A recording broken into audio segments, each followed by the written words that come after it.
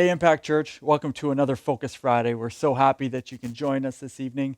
We are going to be continuing on with our prayer theme for this month of the harvest. And I'm going to take a bit of a different spin and take you to the Old Testament for today. So we're going to land in Isaiah chapter 2. Now, give you a bit of a backstory on this. This is a prophetic vision that God had given Isaiah about the time of the reigning of the Lord or the end times that we'll see. And the Lord, he's referring to his people in Isaiah chapter 2, verse 4. He says this, that my people will hammer their swords into plowshares and their spears into pruning hooks. What on earth does that mean? I'm going to tell you. See, this is really prophesying about a time where we would no longer need instruments of war, but would turn to peaceful resolution amongst men. You see, church, we are at such a time where there, I believe, has never been such a great divide between the left and the right, between up and down. Even sadly, there has been such a divide between what is right and what is wrong. Now, the church must always stand up to be the church. The church must always stand up to defend what is right and what is true. But it is in the how we do that we will see a harvest come. Now, our words that we speak, the words that we carry, are powerful. And it says so in Proverbs 18, verse 21. It says that life and death are in the power of the tongue. Now, our words, they carry weight, and they're not meant to be used as weapons of warfare and divide, but actually of unifying love and peace. This is what Jesus established in his kingdom when he walked on the earth. Now, our words, when we use them in line with the kingdom, they bring light, our words bring hope, and our words actually bring healing. But words of divide and judgment, they bring separation and isolation. And the message of this is spoken in Proverbs 12:18. It says, the words of the reckless pierce like a sword, but the tongue of the wise brings healing. You see, our words can actually pierce like a sword and cause pain in others. And this was never God's intention for his children.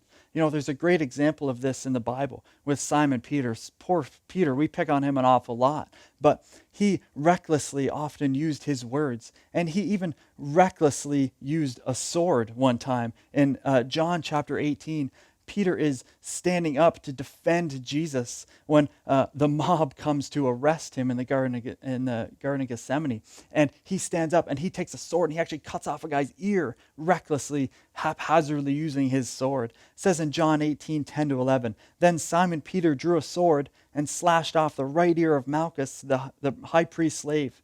But Jesus said to Peter, put your sword back in its sheath.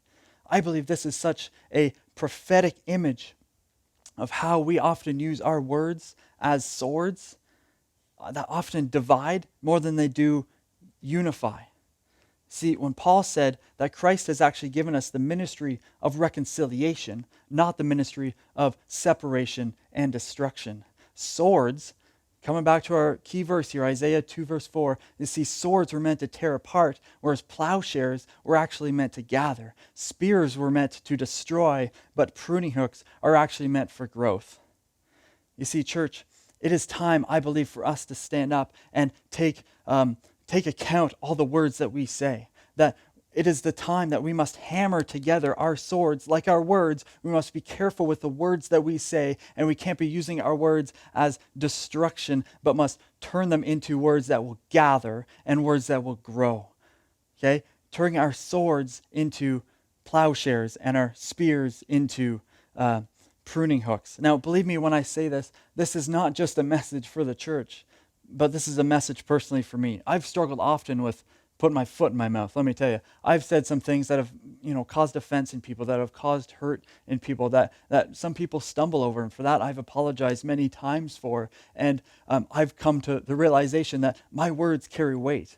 My words carry power, and I have to be very careful with what I say. And I've gone through a season in this month of September talking about the harvest, where I am literally hammering my sword into a plowshare. I'm no longer speaking words that may cause people to stumble, but I'm hammering those words into something that is going to cause people to gather, especially on social media. If you'll see this month, I'm posting things that are reaching out to the sphere of influence that I have on social media, and the couple hundred people that may view that in a day or in a week or whatever, they're going to see something that's going to cause the church to gather. It's going to cause an outreach of evangelism. It's going to reach other people. You see, see, church, I believe the time is so right now that we must hammer our swords into plowshares and our spears into pruning hooks. The time for the harvest is now. We cannot be caught standing in the middle of the field with the improper tools. We cannot harvest when we're holding a spear, and we cannot harvest when we're holding a sword. It's time that we turn those weapons of warfare into harvest tools, because the time of the harvest is now, and it starts with our words. It starts with our tongue. So, church, I want to encourage you, take time to understand what it is that we have that influences other people, and it's the words that we speak, whether it's in person, whether it's at work, whether it's over the phone, but most specifically through social media. And I just want to encourage you to continue to be the hands and feet of Jesus, but also be the words of Jesus. Be blessed. Have a great weekend.